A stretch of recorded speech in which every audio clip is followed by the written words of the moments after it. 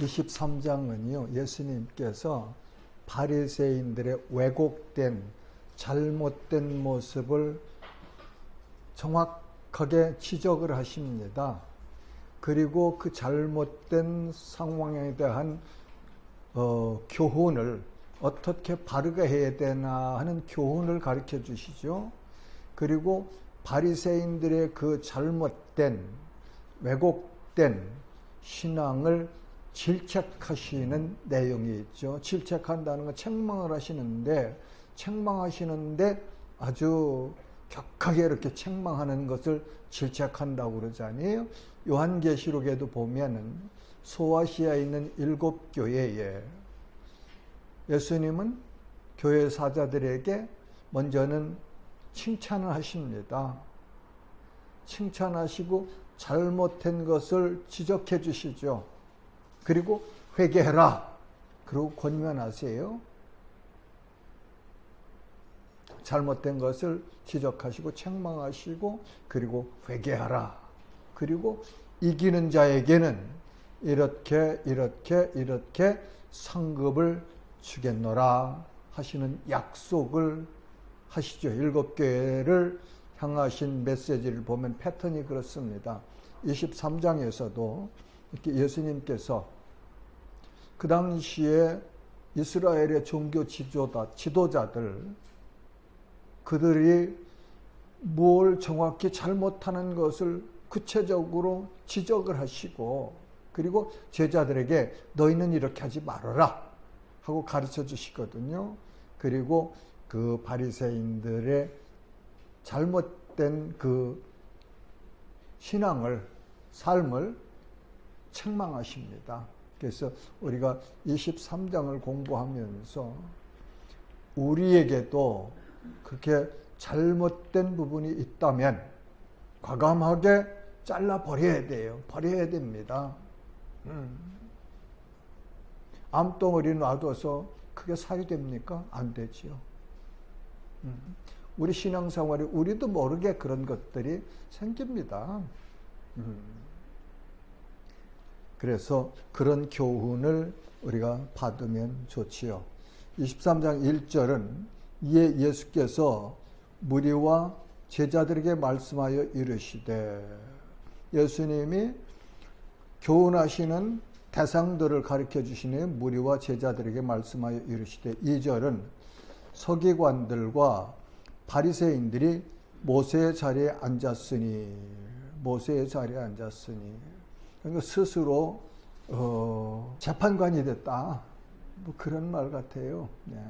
스스로 모세의 자리에 앉았으니 모세는 그 출애굽을 해서 이스라엘이 출애굽을 해서 저 오늘 여호수아가 요단강을 건너가기 그 직전까지 느보산에서 그렇게 하나님 앞에 돌아가기 전까지 이스라엘 백성을 40년 동안 광야 생활의 인도자로 지도자로 그리고 시내산에서 하나님 앞에서 십계명을 받고 그리고 어떻게 살고 어떻게 하나님을 섬겨야 되는 그 내용들을 다 받아서 정리해 준 지도자잖아요.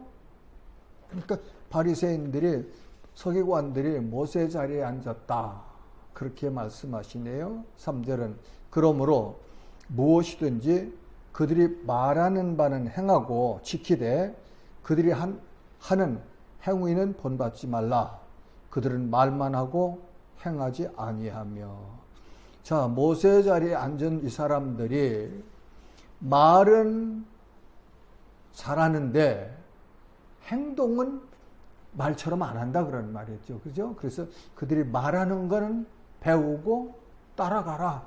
그런데 그들이 행하는 것은 본받지 말아라. 그 야고보는 뭐라고 그래요? 야고보서에서는 행함이 없는 믿음은 죽은 믿음이라 그러시거든요. 그래서 믿음과 오늘도 최 목사님 말씀 믿음과 순종은 동전의 양면성과 같다. 믿음이 있을 때 순종이 나타나는 거고 순종의 열매가 있는 그 안에 보면 믿음이라는 씨가 있기 때문에 순종의 열매를 맺는 거거든요.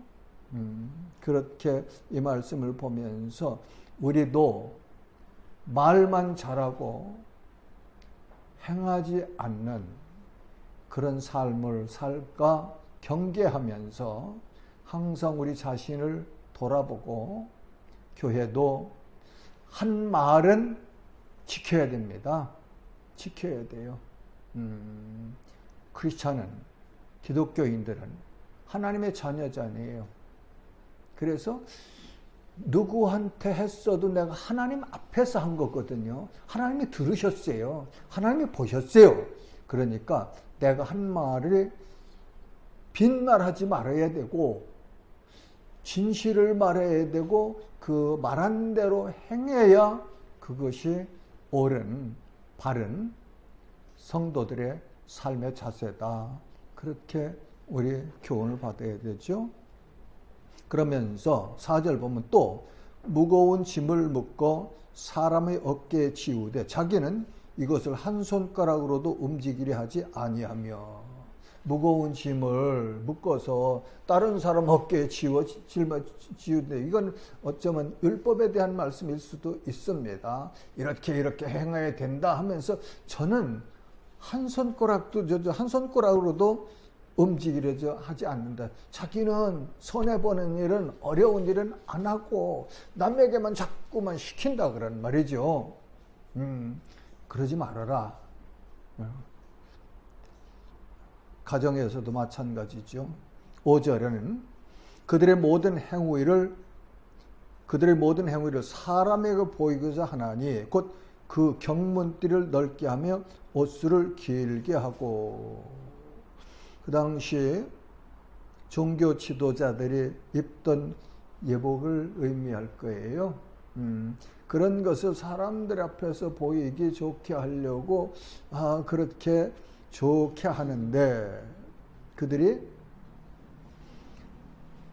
하나님 앞에 옳게 보이려고 힘쓰는 것이 아니고 사람들 앞에서 인정받으려고 칭찬받으려고 그렇게 하는 외식하는 자다 말이지. 그런 내용이죠. 그러니까 이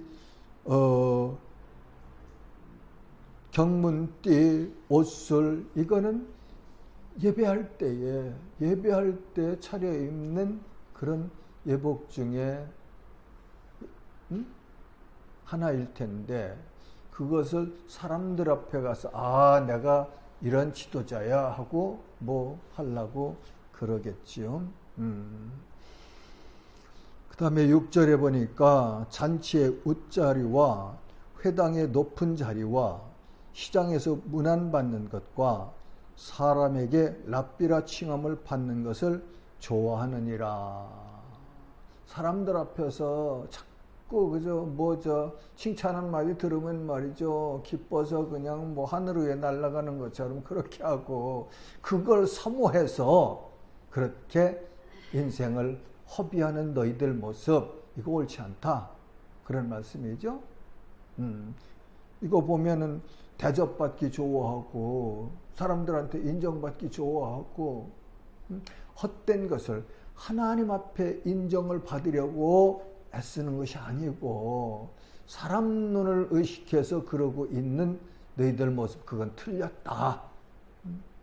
그렇게 가르쳐 주십니다. 그러면서 8절은 교훈을 하시죠. 그러나 너희는 랍비라 칭함을 받지 말라. 너희 선생은 하나요 너희는 다 형제니라. 랍비는 라바이 선생님이에요. 그렇죠? 예수님이 계실 때도 니고데모도 예수님 앞에 차서 선생님 라바이 그러거든요. 랍비. 그런데 그렇게 해서 선생 되지 말아라. 너희들은 다 말하자면 하나님의 자녀인 형제다. 형제 자매다. 같은 그런 말하자면 그룹에 속한 자들이다. 그런 말씀이죠. 그러면서 땅에 있는 자를 아버지라 하지 말라. 너희의 아버지는 한 분이시니 곧 하늘에 계신 이시니라. 너희의 아버지. 여기서 가정에서 그 아버지 자식 관계를 부정하지 말라 그러는 이야기고, 너희는 하늘에 계신 하나님의 자녀들이다. 우리가 다 그렇잖아요. 성도가 다 그리스도 안에 있는 자들, 하나님의 자녀인 자들이 성도예요. 교인은 의미는 달라요. 교인 중에는 성도도 있고 구도자도 있고, 아직 성도가 되지 못한 사람도 교인 중에는 있죠. 우리 공동체 안에. 그러나 성도라는 의미는 하나님 안에 있는 자들, 하나님께서 예수를 통하여서 거룩한 존재로 변화시켜 주신 사람들이 성도거든요. 그러니까 성도는 다 하나님 앞에서 한 형제 자매예요.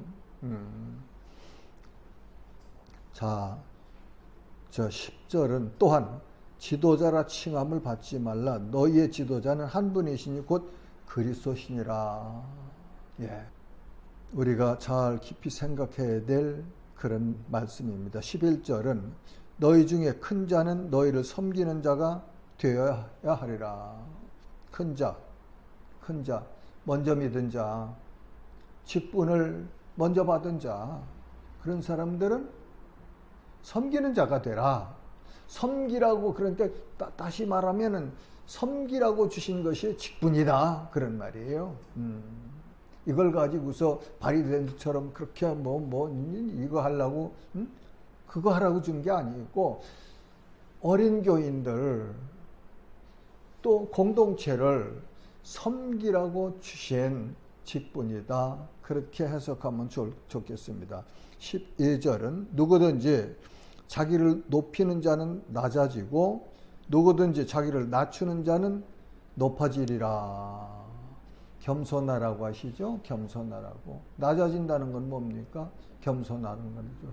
예수님처럼, 바울처럼 그렇게 겸손하게 낮아져서 오직 하나님을 높여드리고, 그리고 그리스도의 복음을 전하는 일에 너희는 열심히 해라. 그런 말씀이죠.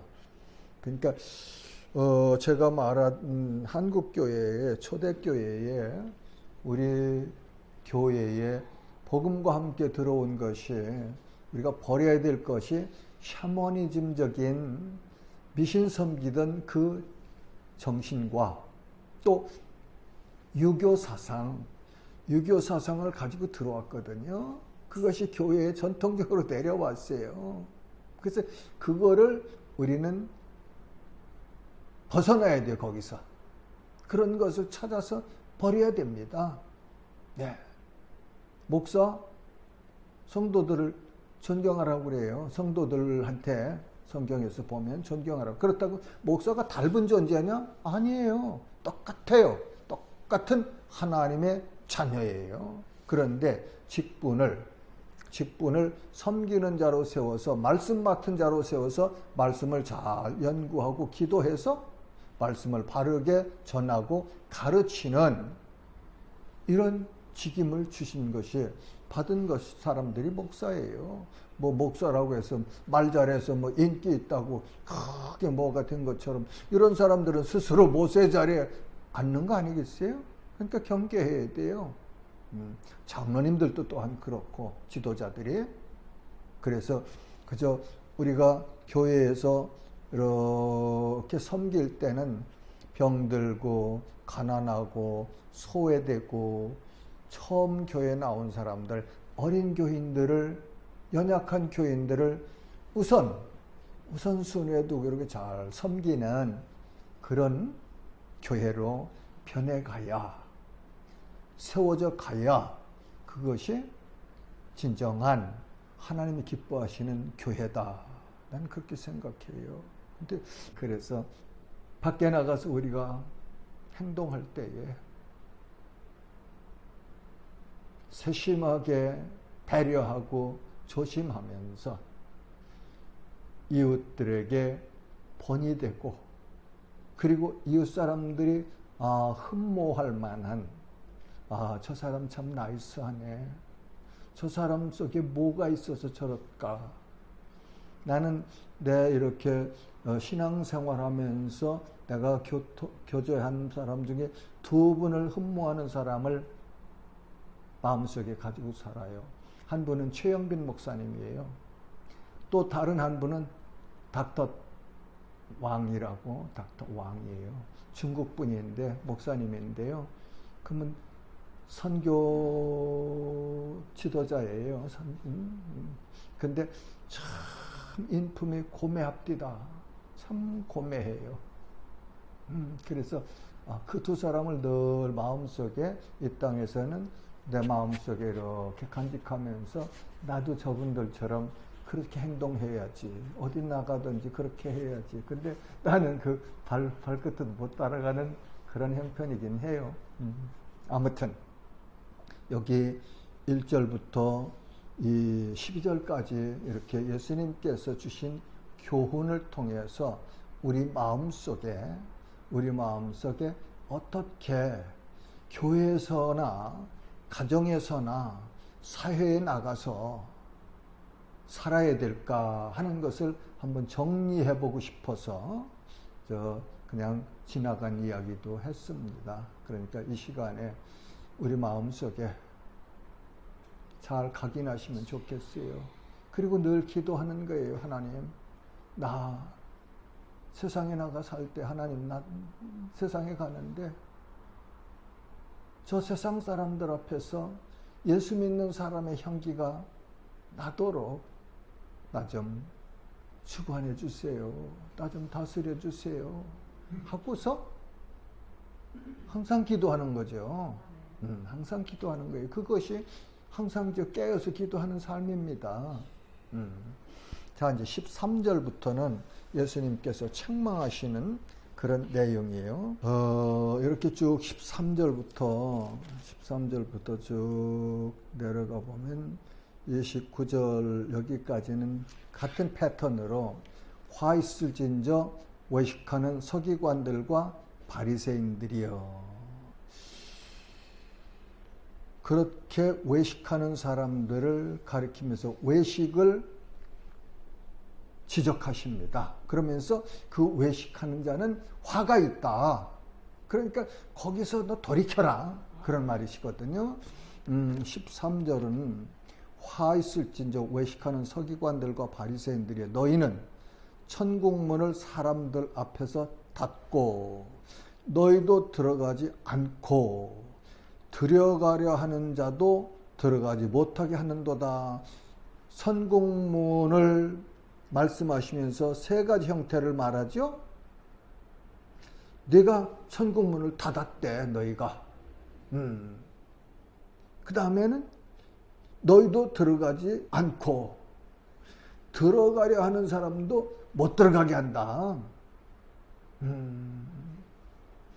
그 세 가지 형태를 지적해 주시면서 화 있다고 말씀하시죠.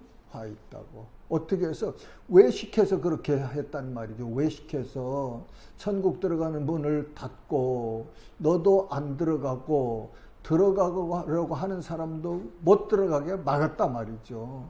이런 우리의 모습이 보인다면 그건 화 있는 자거든요. 그러니까 우리의 삶에서, 이건 삶에서 열매로 드러나는 거 아닙니까? 예. 다음에 15절에 이제 두 번째예요. 화 있을진저 외식하는 서기관들과 바리새인들이 너희는 교인 한 사람을 얻기 위하여 바다와 육지를 두루 다니다가 생기면 너희보다 배나 더 지옥 자식이 되게 하는도다. 무섭죠? 교인 한 사람을 얻기 위해서 바다와 육지를 두루 다니다가 하나 생기면 너희보다 배나 더 지옥 자식이 되게 하는도다. 그러니까 지도자를 바르게 만나는 것 복이에요. 가정에서는 부모를 잘 만나는 것 자녀들을 복이고, 학교에 가면 좋은 선생님 만나는 게 복이고, 교회에 오면 좋은 목사님, 교인 장로님들, 지도자들 만나는 게 복이에요. 영적인 복입니다. 그래서 그 지도자들을 위해서 교인들은 항상 기도해야 돼요. 그래서 미국에는 이민 가니까 그런 말을 하대요. 미국에서는 의사와 그 다음에 변호사와 그 다음엔 세무사 세 종류의 사자가 붙은 사람을 잘 만나야 성공한다고 하대요. 그건 사회가 하는 얘기예요. 근데 가장 먼저 좋은 목사를 만나는 거죠. 그렇죠? 좋은 목사. 여기서 예수님께서 가르쳐 주신 대로 그렇게 낮은 자리에 서고 섬기고 그리고 하나님이 인정하시는 그런 목사 만나는 것이 복이지요. 인기 있어 왈왈왈왈 대고 거기 잔뜩 모여서 거기에 뭐가 있나요?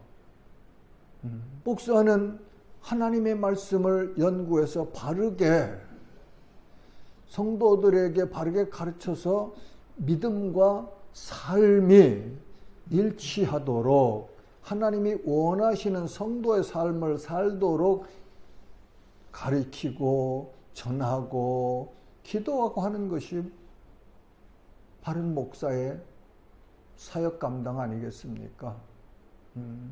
언변 좋아서 말 잘해서 인기 있어서 어떻단 말이죠? 돈 많아서 뭘 어떻단 말이죠?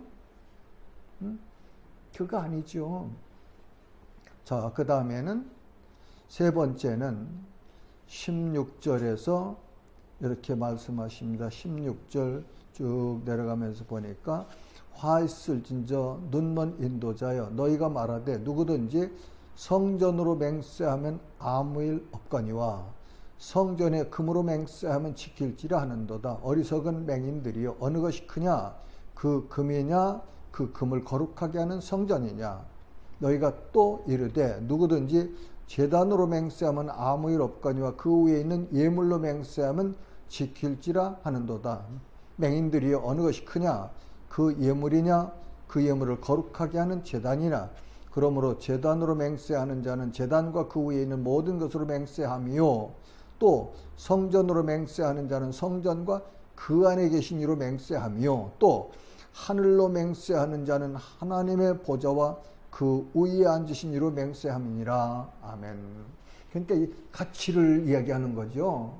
바리새인들은 금이나 그 재물 그저 자기들이 이렇게 소유할 수 있는 그거에다 가치를 두고 그거를 맹세했으면 지켜야 된다 하면서 성전이나 아니면 제단은 그건 자기들 그거 아니잖아요. 자기들 돈벌이 수단으로 쓰고 있으니 사용하는 그런 거죠. 도구죠. 그러니까 거기는 이렇게 무시하는데 그건 틀렸다. 진정한 가치는 성전과 제단이 먼저고 그리고 그 위에 있는 금이나 재물은 그 다음 것이다. 그걸 가르쳐 주시죠. 본질을 우선순위를 여기서 가르쳐 주십니다. 맹세하되 그렇게 맹세했으면 지켜라. 그러면서 이 바리새인들이 눈먼 인도자들이 그렇게 하는데 그건 틀렸다 하는 것을 가르쳐 주시잖아요. 그러니까 우리도 이 교회를 섬기면서 이 교회의 주인이 누구냐 말이죠. 교회 주인이 누굽니까?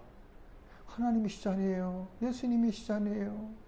그럼 그분을 늘 인정하고 그분을 신뢰하고 트러스트하는 거예요. 그러면서 그분을 따라가고 어떻게 해요? 그분이 가르치신 말씀대로 살아가는 거 따라가는 거예요. 예. 동행 안 한다는 거. 에녹이 하나님과 동행하였다고 그러잖아요. 근데 동행하려면 가는 목표 지점이 같아야 돼요. 나는 A 코스로 가는데 주님은 B 코스로 가시면 동행이 됩니까? 안 되죠. 똑같은 방향으로 똑같은 목적지를 가지고 함께 갈 때에 동행이 가능한 거 아닙니까? 그래서 우리들도 바리새인들이 이런 모습으로 예수님의 책망을 받았던 것처럼 우리도 이 시대에 살아가면서 바리새인들처럼 살아가면 우리도 책망받을 수밖에 없는 거죠. 예. 자, 그 다음에는 이제 네 번째는 23절부터 또 24절까지 말씀하시죠. 화 있을 줄 외식하는 서기관들과 바리새인들이여, 너희가 박하와 회향과 근체의 11조는 드리되 율법에 더중한 바 정의와 긍휼과 믿음은 버렸도다. 그러나 이것도 행하고 저것도 버리지 말아야 할지니라. 맹인된 인도자여, 하루살이는 걸러내고 낙타는 삼키는도다. 그러니까 이 바리새인들은 11조는 잘 드리는데 11조의 근본 정신, 하나님께서 왜 11조를 하라고 하셨는가 하는 그거는 무시한다 말이죠. 그렇게 하지 말고 여기서 말씀하시면 11조도 드리고, 그리고 정의와 긍휼과 믿음도 버리지 말아라. 그런 말씀이네요. 자, 그 다음에 이제 다섯 번째는 25절, 26절 보면은 화 있을진저 외식하는 서기관들과 바리새인들의 잔과 대접의 것은 깨끗이 하되 그 안에는 탐욕과 방탕으로 가득하게 하는도다. 눈먼 바리새인이여, 너는 먼저 안을 깨끗이 하라. 그리하면 겉도 깨끗하리라. 외식하는 자들은 사람들 앞에 보이기 위해서 겉만 번지르르하게 하는데 속은 뭐라고 해요? 여기서 지금 탐욕과 방탕으로 가득해. 더럽대, 아주 더럽대. 그러시면서 뭐라고 해요? 너 속을 먼저 깨끗하게 해라. 그러면 겉도 깨끗해진다. 왜요? 속에 있는 것들이 밖으로 나오거든요. 내 속에 있는 것이 내 삶의 열매로 나오는 거예요. 성령의 열매가 우리가 뭐 맺으려고 해서 맺어집니까? 내 안에 내주하시는 성령께서 충만할 때, 우리가 성령으로 충만할 때 그 하나님의 성품, 성령이 하나님의 성품이에요. 예수님의 성품이에요. 그 성품이 드러나는 거거든요.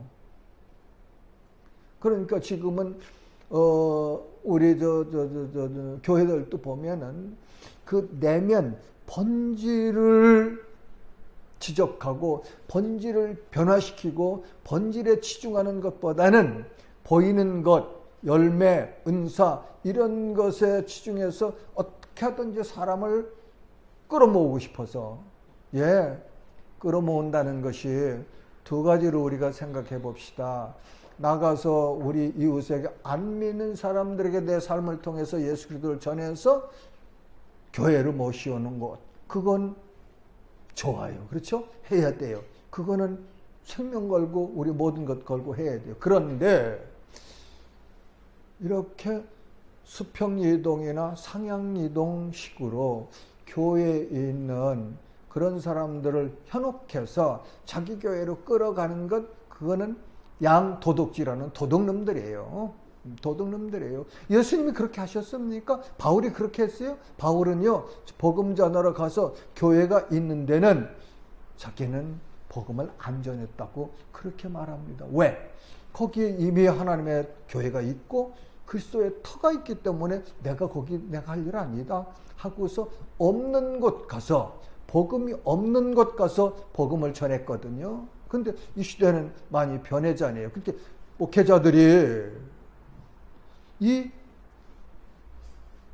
근본적인 생각을 바꿔야 돼요. 한 영혼, 예수님은 한 영혼을 위해서 십자가에 못 박혀 죽으시고 그 영혼을 위해서 하나님 앞에 속죄하셨고 지금도 기도하시는데 왜 그 일을 하라고 섬기라고 직분을 주셨는데 그는 깨닫지 못하고 어떻게든지 좋은 언변 가지고 이렇게 듣기 좋은 말 해서 남의 교인들 뺏어오려고 하느냐고요. 그건 안 돼요. 그건 좋은 거 아닙니다. 그래서 교회가 진실하게 하나님 말씀대로 잘 이렇게 운행되어질 때 자연히 소문이 납니다. 누가요? 하나님이 소문내게 하시죠. 하나님이 소문내게 하세요. 그래서 그를 통해서 나도 저 교회 가서 예수님 믿고 신앙생활을 해야 되겠다 하고 그렇게 올 수 있도록 우리가 우리의 삶을 통해서 문을 열고 그리스도의 향기를 나타내야 되죠. 그러면 지탄받을 일이 없지 않습니까? 세상 사람들한테 그렇게 그냥 욕들어야 될 이유가 없잖아요. 그런데도 욕하는 거야 뭐 할 수 없지 그거야. 주를 위해서 당하는 고난이니까 감사해야 되죠. 자, 그 다음에 여섯 번째는 화 있을진저 외식하는 서기관들과 바리새인들이여 회칠한 무덤 같으니 겉으로는 아름답게 보이나 그 안에는 죽은 사람의 뼈와 모든 더러운 것이 가득하도다. 이와 같이 너희도 겉으로는 사람에게 옳게 보이되 안으로는 외식과 불법이 가득하도다.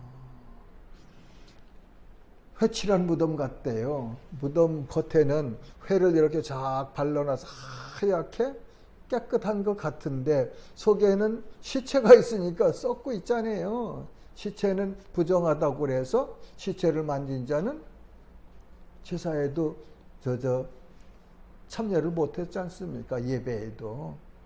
일정한 기간이 지난 다음에 예배에 참석할 수 있죠. 그렇게 겉은 멀쩡한데 속은 들여다보면 썩는 시체 같다. 그런 모습이 돼서는 안 되지 않겠어요.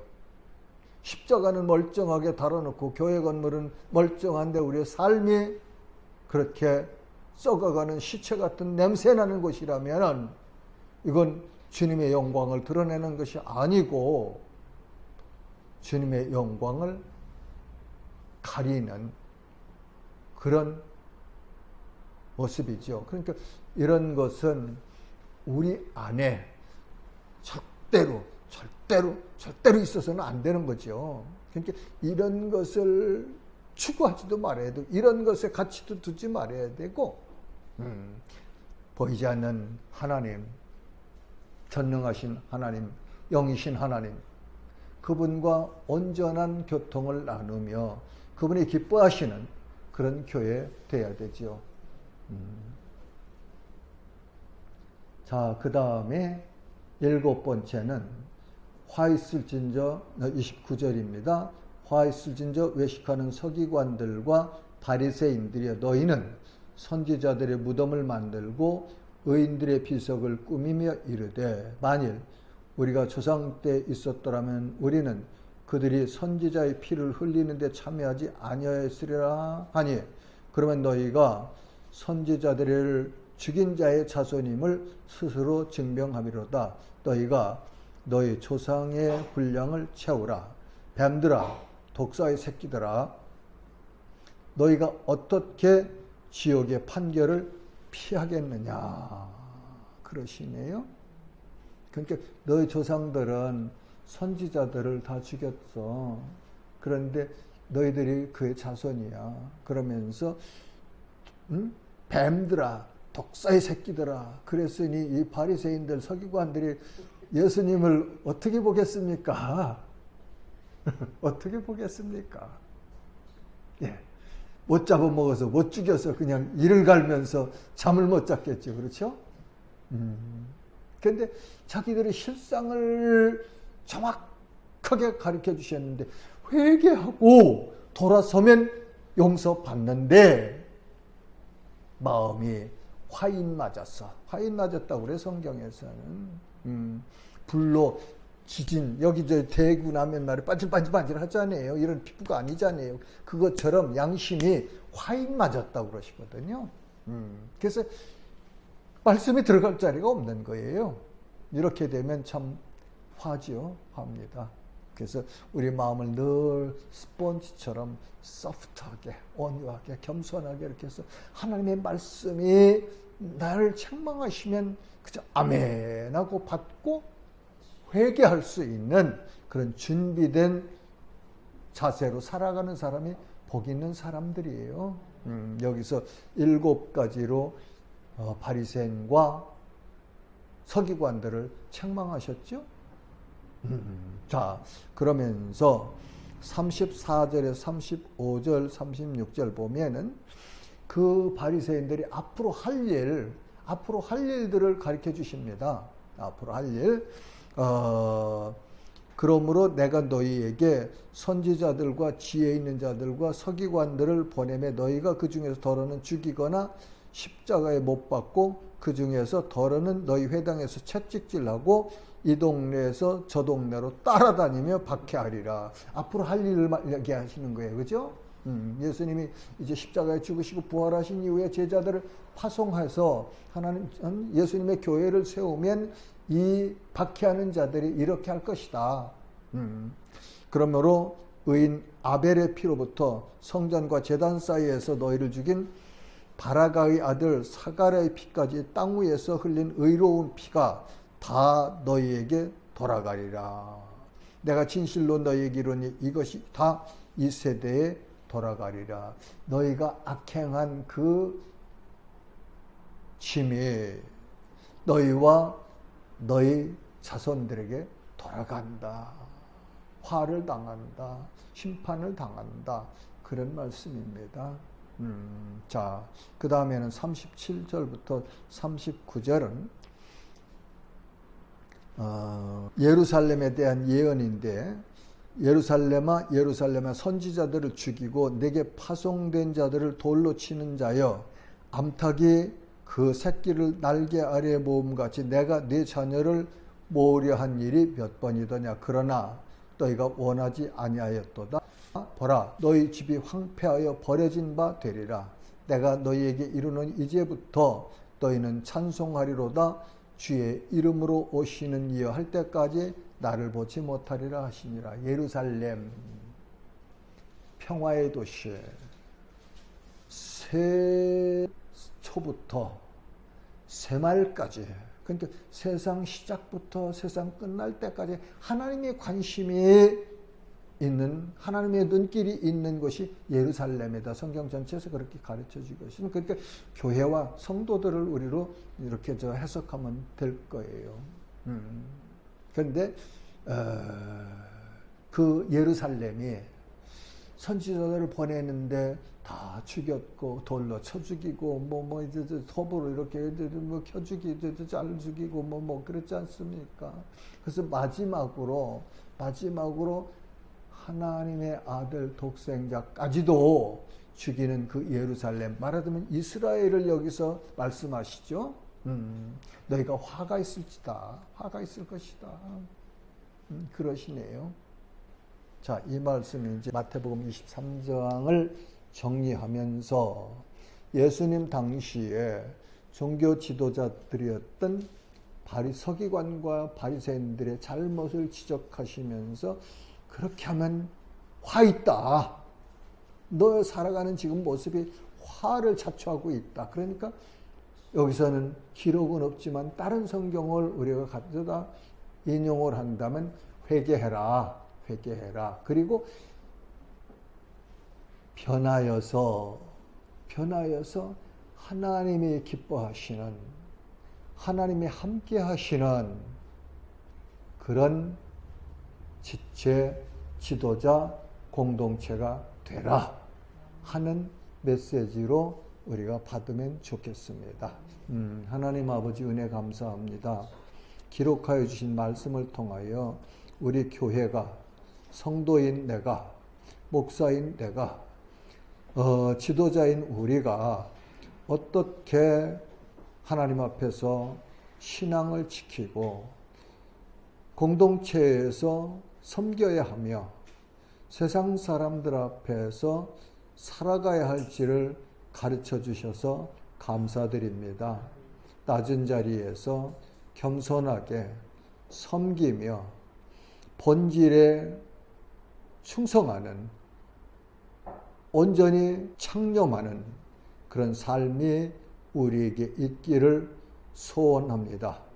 주님, 그렇게 복을 내려주시고 그렇게 인도하여 주시고 가르치시며 우리를 사용하여 영광 받으시옵소서.